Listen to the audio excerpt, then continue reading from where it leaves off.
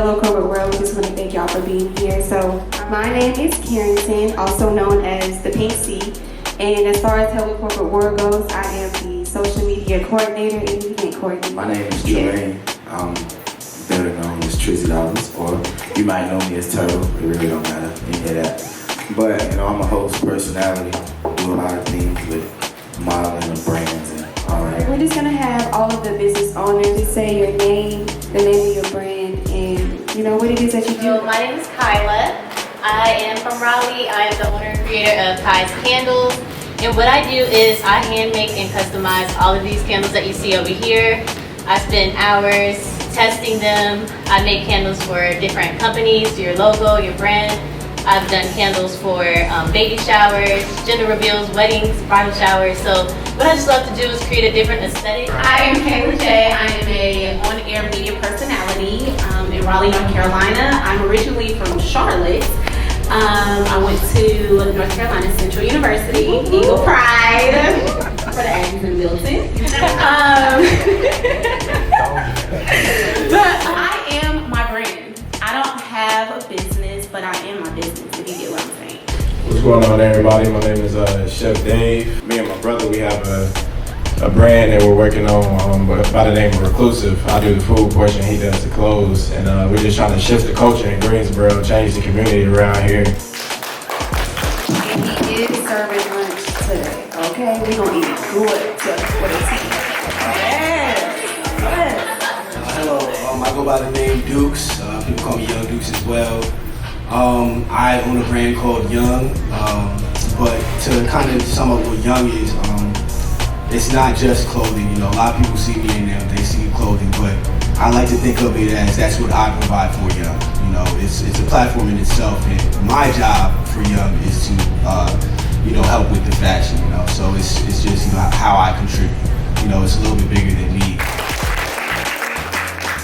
What's up, everybody? My name is Val Jones. I'm from Brooklyn, New York. I started my brand called Change Your Mindset in 2017. I'm big on self-mastery. I believe once you change the way you think, you can achieve whatever you want to achieve in life. So I'm passionate about helping people achieve what they want to achieve. Once you change the way you think, you can change the way you look at life. I believe your thoughts control your feelings, and your feelings controls your actions. So a lot of people skip the thought process and jump straight to feelings, right? So that's how a lot of people get in trouble, because they skip the thought process. But once you know how to think, you can control whatever's happening in your life.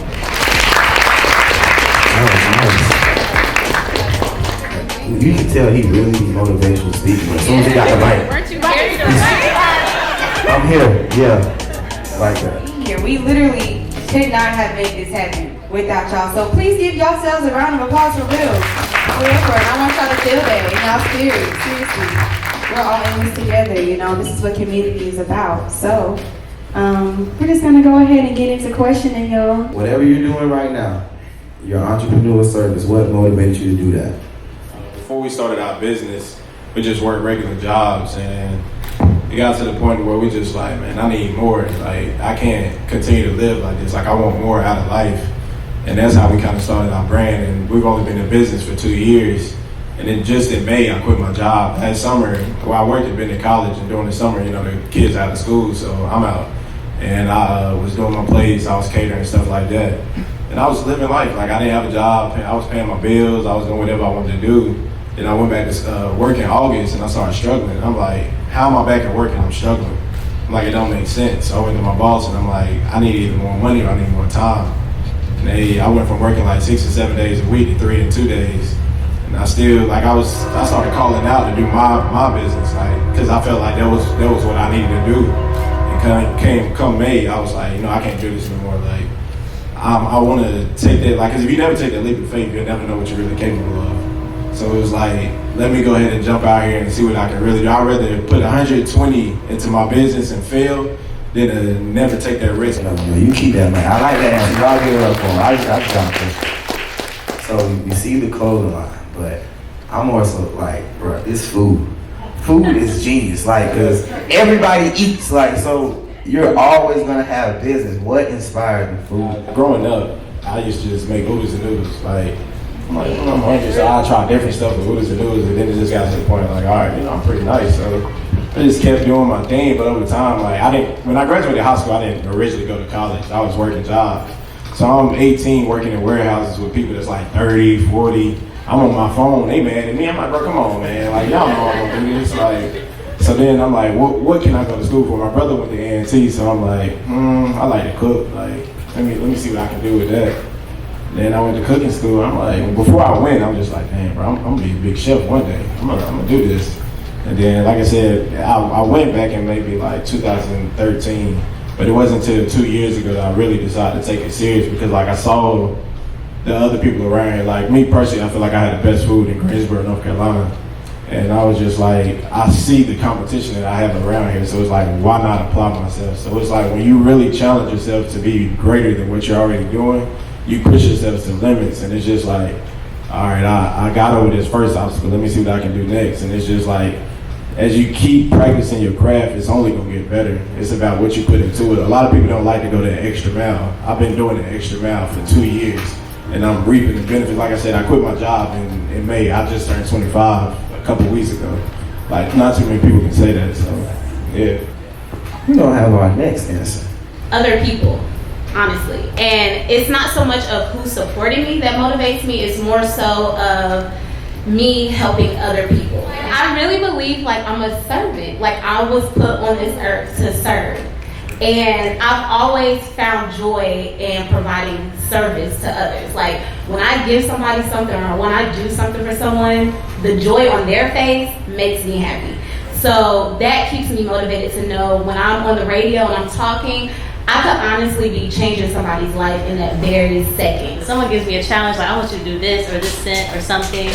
So I just did it and I gave myself the challenge. And what really motivated me, I'll be honest, it was my failures. Like candle making is not easy. You gotta go through obstacles, speed bumps, patience, everything. And sometimes things don't happen. But I was like, if I give up now, then why did I start? Why did I invest all this time and this money into my brand and my craft? So every time that I failed, I was like, all right, this is motivating me some more. So, every setback's a setup for a comeback. I know you already know that. So. Yeah, it's good. It's real good. Do that too. Candle making, I feel like, is special as well, just because everybody likes to smell good. So when you were first getting into candle making, what was your first line of information? Like, where did you go to get started? Like, you can learn anything on YouTube, but I don't know if you did YouTube. You knew someone who was already into making candles. You researched it on the internet. It was trial and error. It's a lot of testing and process that goes into it. So if something didn't go right, I'd be up to 2 a.m., 3, 4 a.m. just researching, Googling.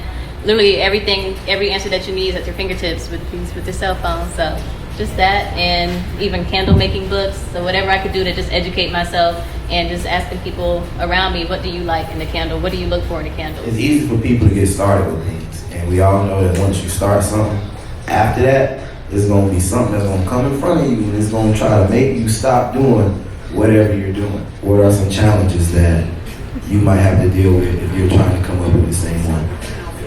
I know for me, it can actually be just getting product. How are you going to stand out from everybody else that's doing the same thing that you're doing? I drive 10 hours to New York, get my stuff, I come 10 hours back. So sometimes it's just if you chose the grind that you decided to choose, you're going to have to take the necessary sacrifice. You have to earn respect. And that's very hard because some people can just submit an application and a resume and they get the respect instantly. But for me, I had to earn it. I had to do things and go to events that I really didn't want to go to. I had to do a lot of things that were not paid. So it's just, you have to have a different type of grind. You can't allow somebody to determine if you're going to have a door open in your field. You got to create your own door sometimes. Don't let other people put their fears on you. And what I mean by that, a lot of people feel like they can't do something, so they tell you can't do it. It's like, just because you're scared to do it don't mean that I want to do it. So that's what I start off by saying. But when it comes to cooking, I think some of the greatest challenges that I faced, honestly, was number one, just getting people to trust you with their food. Like, when people eat, they have to trust you. Yeah. And that's probably the biggest thing. Like, people are so funny, like, I don't know him, I ain't eating food. You gotta have thick skin in the kitchen. Then also with me cooking at Bennett, I'm cooking for girls all day, every day. they not doing nothing but talking junk. Oh, you can't cook, you did. So it's just like, it's building me so that like, now like I love criticism. Like if you don't like something, tell me you don't like it, but it doesn't bother me. Like some people, it might really boil them. Like, oh my God, they don't like nah. Like you need to hear that. Like you don't always need to get that. Oh my God, it was great. Because if you always get that, you'll never know what it's like to fail. So it's like sometimes you gotta hear that negative thought. So at what point in you doing your business did you realize like, yo, I need this social media thing? Because all you see on Instagram is Chef Dave, me please, people holding these signs with a plate in their hand. Before even the Instagram promotion was heavy, like I had filters on Snapchat. Like I just like giving people different views because then you got to keep people's attention. Like you have to constantly be in people's face. You have to constantly get them something new to look at. Because if you're not in their face, like they're gonna forget you. Like it's always somebody trying to take your place, and it's always somebody doing what you do, and it's always somebody just as hungry as you.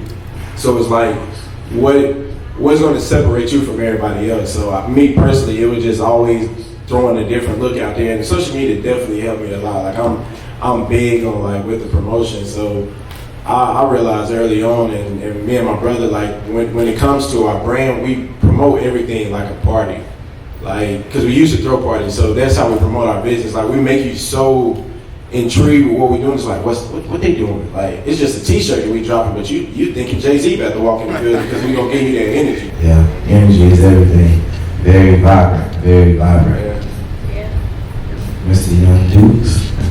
One of the things that I was thinking in the beginning is how do I get this train going and it just never stop, you know? Because with fashion, you know, things are based off of season, and then on top of that, you gotta think about how long it actually takes to produce something. It's not like music where you can hop in the studio and drop the track as soon as you finish. You know what I'm saying? You gotta you gotta design it, you know what I'm saying? You gotta figure out what shirts you're gonna do, you gotta figure out what manufacturer, you gotta see what their turnaround time is, you know what I'm saying? Samples gotta come in, it's a long process. So, you know, I can think of an idea today and people might not see it till 3 months from now. Right. You know, so with that, I was like, well, you know, knowing that, how do I, what he said, stay in people's face. How do I stay in people's face, you know, knowing that? So with that, what I did was I just expanded my craft. I made sure that there was no medium that I couldn't do. So whether that be hand painting, cutting sew, getting on the sewing machine myself, manufacturing it, there was nothing that I couldn't do.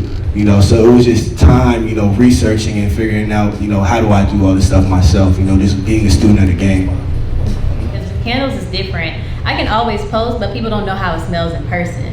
And I think that's the biggest challenge that I've had to face while candle making, because it's like, oh, strawberry shortcake, but does it really smell like strawberry shortcake? Like people can get kind of skeptical or things like that. So to overcome the challenge of social media, like, yeah, I can post, like you see it, but you can't smell it. So I just try to get my name out there more by vending.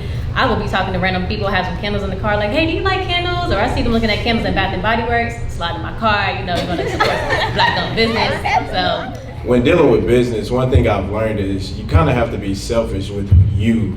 Like, and when people hear selfish, they always think of it as a negative thing. But you have to be selfish with your time and your space because nobody knows your vision like you do. I'm a business owner, so I know that sometimes we put the business in front of ourselves sometimes. But how do you all practice self-care and self-development? I read somewhere that, you know, you gotta treat your brand like your baby. You gotta eat before you do. You know what I'm saying? So that's definitely facts, you know. So you gotta wake up and you gotta think about that. You know, so to try not to overwork yourself, you know, like I said, you gotta find that hobby, you gotta find that second go-to. And then also you really, really, really have to, you know, rely on your friends and your family. You know, that's big. You know, as much as, you know, drawing that line is important, you also got to know when to erase that line. How much time do you all spend in financial literacy and understanding what cash flow means? Because don't understand what that means. Great question, bro. I gotta get that to you. So it took me graduating to realize I didn't know anything about how money works. Most of us, we decide to leave like work and jump into entrepreneurship. And some people don't know, as an entrepreneur, self-employed, you pay the most taxes. It's crazy because you can think you're doing good for yourself. How does a business like Amazon, they don't even pay taxes? They get money back. But the little struggling entrepreneur like myself, I gotta pay more than them. It's because they're providing a service. They provide jobs, they provide real estate. If I asked y'all what McDonald's was about, most people would probably say hamburgers, right? It's about real estate. You have money coming in. It took me graduating to realize school don't teach you nothing about money or how it works. So if you're not learning about how money works, you will always be investing your time to earn money. If you don't get your money working for you, you will be working for the rest of your life.